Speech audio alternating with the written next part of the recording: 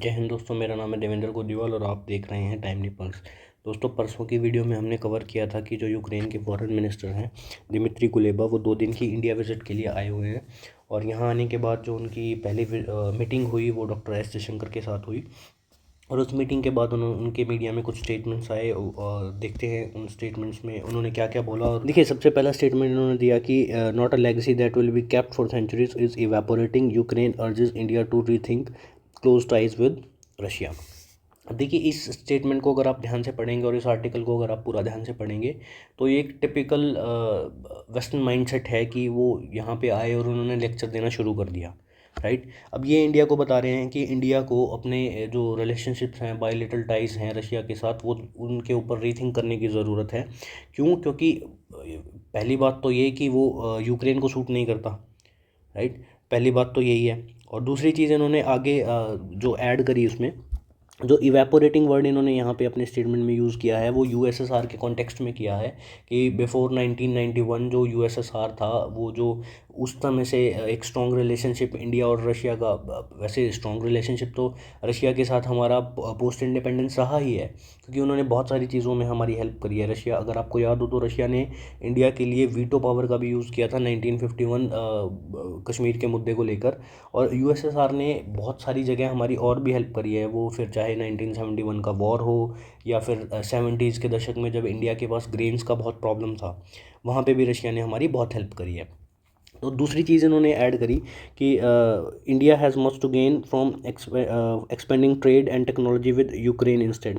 ये कह रहे हैं कि अगर आप हमारे साथ ट्रेड और टेक्नोलॉजी का ट्रेड करेंगे या फिर बाकी चीज़ों का ट्रेड एक्सपेंड करेंगे तो आपको बहुत फ़ायदा होगा। देखिए, फ़ायदा तो हमें फिर रशिया से भी हो रहा है, राइट। फ़ायदा तो रशिया से भी हो रहा है क्योंकि रशिया से हम सस्ता क्रूड ऑयल ले रहे हैं, बहुत सारे फर्टिलाइज़र्स ले रहे हैं, बहुत सारी डिफेंस डील हमारी रशिया के साथ हैं। तो फ़ायदा तो हमें वहाँ से भी हो रहा है। इट्स जस्ट दैट कि आपको वो चीज़ सूट नहीं करती, तो आप चाहते हैं कि इंडिया अपनी जो बायलैटरल टाइज़ है और तो उसको रीथिंक करे।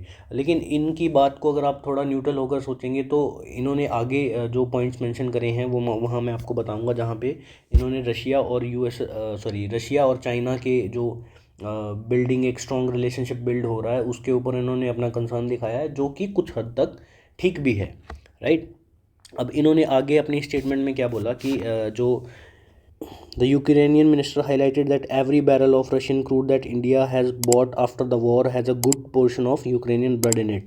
अब देखिए, ये चीज़ लगभग जब से 2 साल से फरवरी 2022 में रशिया यूक्रेन वॉर शुरू हुई थी, और तब से हर प्लेटफॉर्म पे ये एक कॉमन क्वेश्चन है जो हमें हमारे रिप्रेजेंटेटिव को, चाहे वो एस जयशंकर सर हों या हमारा इंडिया का कोई भी रिप्रेजेंटेटिव बाहर जाता है, तो ये एक चीज़ है जो कि हमें बार बार सुननी पड़ रही है कि आप रशिया से ऑयल क्यों परचेज़ कर रहे हैं, ठीक है। और बहुत सारे प्लेटफॉर्म पे डॉक्टर एस जयशंकर सर ने बहुत ग्रेसफुली इसका आंसर दिया है कि देखिए, वो हमारा नेशनल इंटरेस्ट है, वो आप हमें नहीं बताएंगे कि हमने कहाँ से वो चीज़ परचेज़ करनी चाहिए या नहीं करनी चाहिए। अगर वो हमारे नेशनल इंटरेस्ट में है तो हम करेंगे। और रही बात, जो मुझे चीज़ परेशान करती है इसमें ये कि बार बार ये जब ये लोग ये बोलते हैं कि इसमें यूक्रेनियन ब्लड है, तो भैया आप एक बात बताइए, एक सिंपल से क्वेश्चन का आंसर दीजिए। अगर हमारे ऑयल परचेज़ करने से आपका यूक्रेनियन ब्लड का लॉस हो रहा है, तो आप एक बात बताइए कि आप जब पाकिस्तान को आर्म्स सप्लाई कर रहे थे, तो तब ये लॉजिक आपने क्यों नहीं लगाया कि इंडियन ब्लड भी तो इम्पॉर्टेंट है? तो तब आपका लॉजिक कहाँ था? आपको पता होते हुए कि वो एक टेररिस्ट नेशन है और वहाँ पे बहुत सारे टेररिस्ट जो ग्रुप हैं वो प्रेजेंट हैं, फिर भी आप वहाँ पे, हो सकता है कि जो आप वहाँ पे आर्म सप्लाई कर रहे थे अगर वो गलत हाथों में पड़ जाते तो, और जो पाकिस्तानी आर्मी है वो तो बहुत सारे टेररिस्ट ग्रुप्स को नर्चर करती भी है, ठीक है। तो उस चीज़ में उस समय आपने क्यों नहीं सोचा? अगला जो स्टेटमेंट इन्होंने आया, Ukraine turns India's attention to deepening Russia China ties, saying the raising bond should be of a particular attention।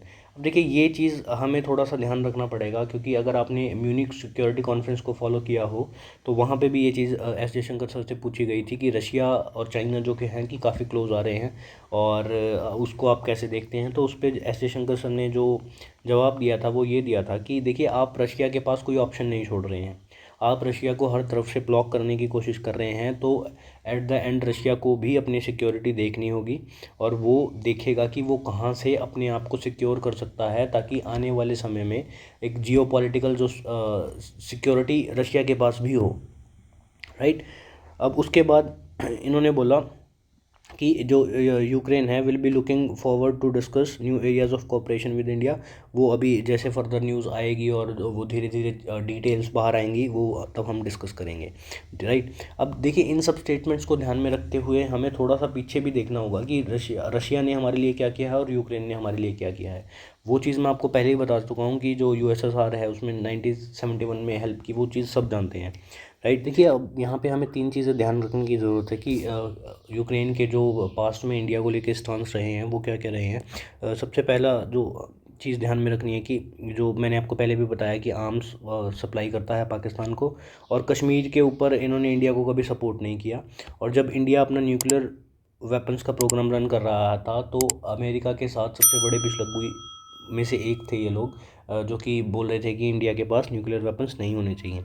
और जब रशिया यूक्रेन वॉर स्टार्ट हुई, तब भी इनके जो यूक्रेन के एम्बेसडर थे उन्होंने इंडिया को बोला था कि वो इंडिया के साथ डीपली सेटिस्फाइड हैं और अपना न्यूट्रल पोजीशन को चेंज करने के लिए बोला था।